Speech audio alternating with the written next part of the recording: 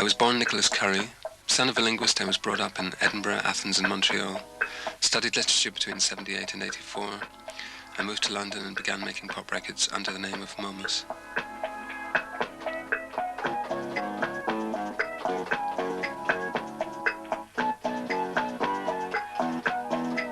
If this is what the world wants to see, fair enough.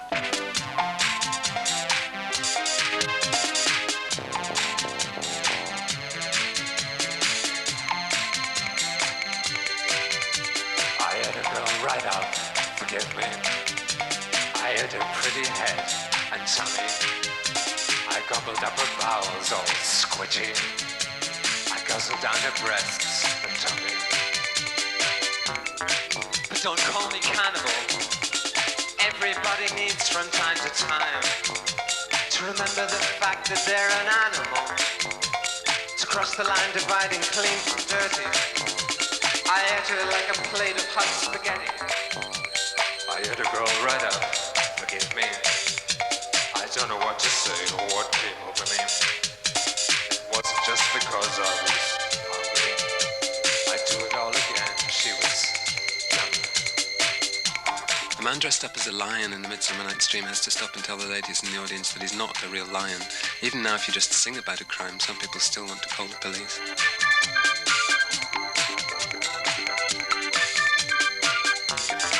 Don't call me cannibal. Everybody needs from time to time to nibble someone's earlobes and their eyes as well. To scoop them out and swallow them like oysters from the shell. Oh, eeny, meeny, makaraka, airi, domanaka, chickapoka, lollipop, ram, tam, tush.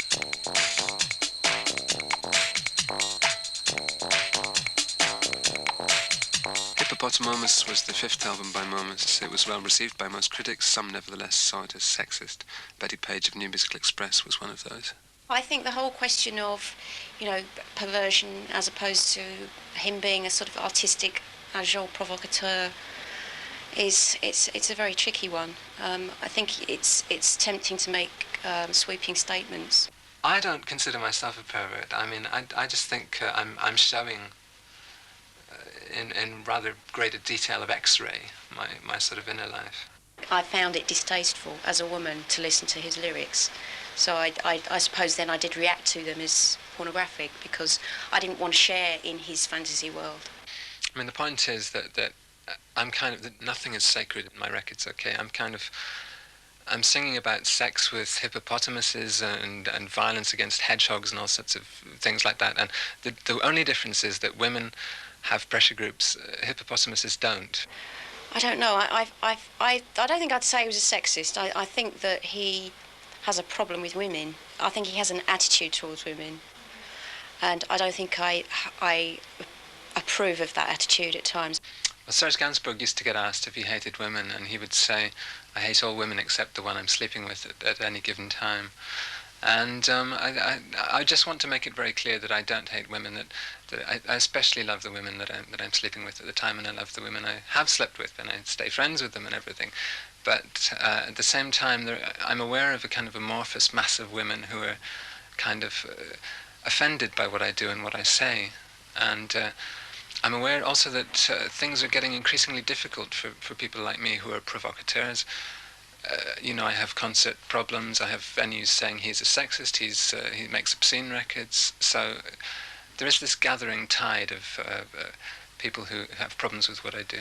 If you put your fantasies into poems or lyrics or images, and then it becomes a third party becomes involved, then I think in a lot of cases that could be deemed pornographic in terms of the law, not just terms of morality and taste. I mean, I kind of feel I was quite lucky to meet Betty. Not that I've met her, she refuses to meet me, but I feel I was lucky to be reviewed by her because I almost came across the last moralist in an amoral world. And I'm a moralist myself, I'm asking for that kind of provocation. But maybe that's just because I move in very narrow kind of artistic circles and I don't meet people who have strong convictions about moral issues. I think I'm a bit stronger as a woman to feel comprehensively insulted by Momus. I would say I would feel slightly worried by some of the implications of his lyrics.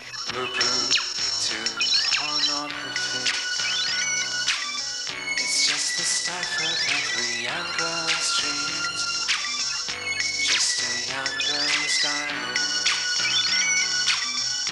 rendered into photography. It's just the body. Are you scared of the body? Are you scared of me?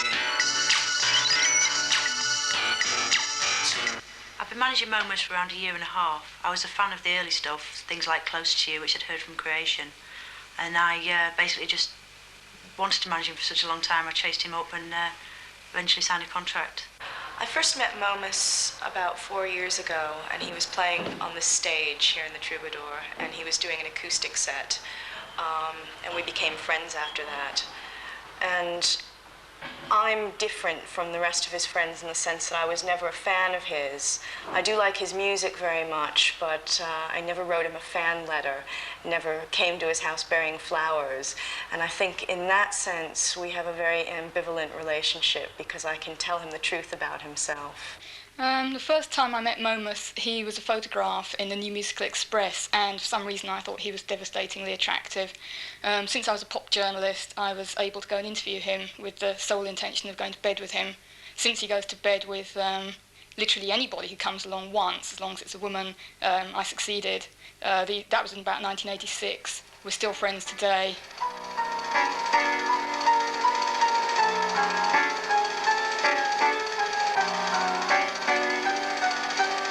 I wouldn't say you can get a true picture of what Nick's like through his records. I think that's one side of him, and a side that he thinks will provoke. But on the whole, I'd say, as a person, he's basically quite shy, quite sensitive.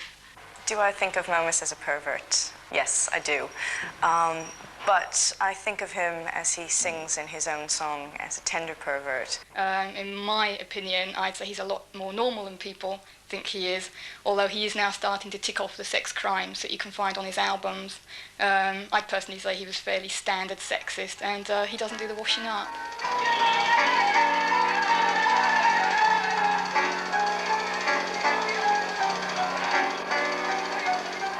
I don't think it's unusual that a woman should be managing an artist like Momus. I mean, he has been accused of being sexist, but I think that most songs are about sex or love, or sex and love, and Momus is just one of an artist who does that, who sings about those things in a quiet and sometimes overeducated way.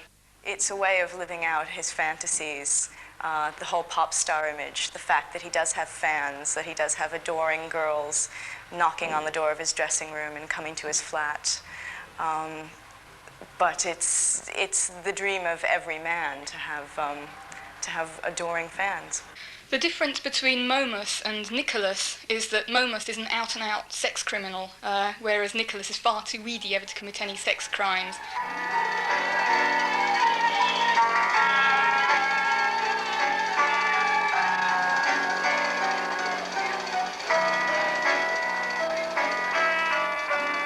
You may make your confession now.